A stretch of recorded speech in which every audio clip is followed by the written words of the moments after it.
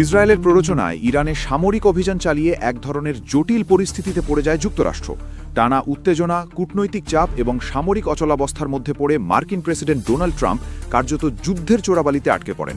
Trump প্রশাসনের কঠোর অবস্থান ও বারবার হুঁশিয়ারির পরও সংকট থেকে বেরিয়ে আসার কার্যকর পথ খুঁজে পাওয়া যাচ্ছিল না, বরং তার আক্রমণাত্মক বক্তব্য ও অপ্রত্যাশিত সিদ্ধান্তে ন্যাটোভুক্ত দেশগুলোর মধ্যেও অসন্তোষ তৈরি হয়।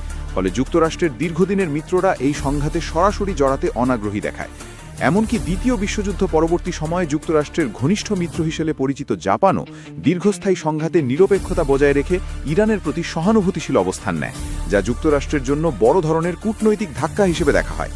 পরিস্থিতি ক্রমে জটিল হলে অবশেষে যুক্তরাষ্ট্র আলোচনার পথে ফেরার সিদ্ধান্ত নেয়। তবে বিস্ময়করভাবে এই কূটনৈতিক উদ্যোগে তারা বেছে নেয় পাকিস্তানকে। অভ্যন্তরীণ রাজনৈতিক ও অর্থনৈতিক চ্যালেঞ্জে জর্জরিত দেশ হওয়া সত্ত্বেও পাকিস্তানকে মধ্যস্থতাকারী হিসেবে বেছে নেওয়ায় আন্তর্জাতিক অঙ্গনে নানা প্রশ্নের জন্ম দিয়েছে।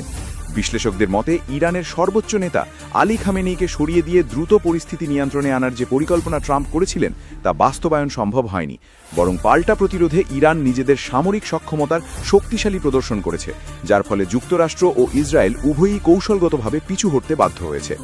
মধ্যপ্রাচ্যে প্রভাব বিস্তারে ব্যর্থ হয়ে ইউরোপ ও পূর্ব এশিয়াতেও প্রত্যাশিত সমর্থন না পেওয়ায় শেষ পর্যন্ত পাকিস্তানের প্রধানমন্ত্রী শেহবাজ শরীফ সরকারের উপর নির্ভরশীল হয়ে পড়ে ট্রাম্প প্রশাসন।